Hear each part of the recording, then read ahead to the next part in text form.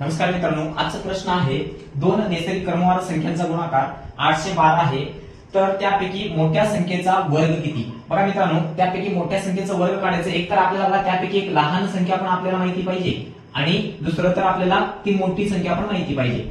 ठीक आहे मित्रांनो, ह्या दोन्ही संख्या आपल्याला माहिती करण्यासाठी बघा मित्रांनो, आपल्याला दिलेले 812. 812 ला काय करायचं मित्रांनो, ह्या 812 ला 812 लिहायचं, या मागील पूर्ण वर्ग संख्या घ्यायची मित्रांनो. पूर्ण वर्ग संख्या किती आहे मित्रांनो? 700 किती आहे मित्रांनो? 84. 784 ही पूर्ण वर्ग संख्या आहे. याचं वर्गमूळ घ्यायचं मित्रांनो, याचं वर्गमूळ असणार आहे 28, याचं वर्गमूळ असणार आहे 28. आणि ही जे 28 आपल्याला संख्या मिळालेली मित्रांनो, हीच असणार आहे तुमची लहान संख्या. हीच काय असणार आहे? लहान संख्या. आणि प्रश्नामध्ये म्हटलंय क्रमवार आहे. क्रमवार म्हणजे मित्रांनो याच्यामध्ये पुढील संख्या काय असणार आहे? 29. आणि आता त्यांनी विचारलंय 29 चा वर्ग किती? 29 चा वर्ग किती म्हणजे मित्रांनो आपल्याला मोठ्या संख्येचा वर्ग सांगायचंय. 29 चा वर्ग आपल्याला किती असणार आहे मित्रांनो? 800 किती असणार आहे? 41. आणि आपला पर्याय क्रमांक किती बरोबर असणार आहे मित्रांनो? 4.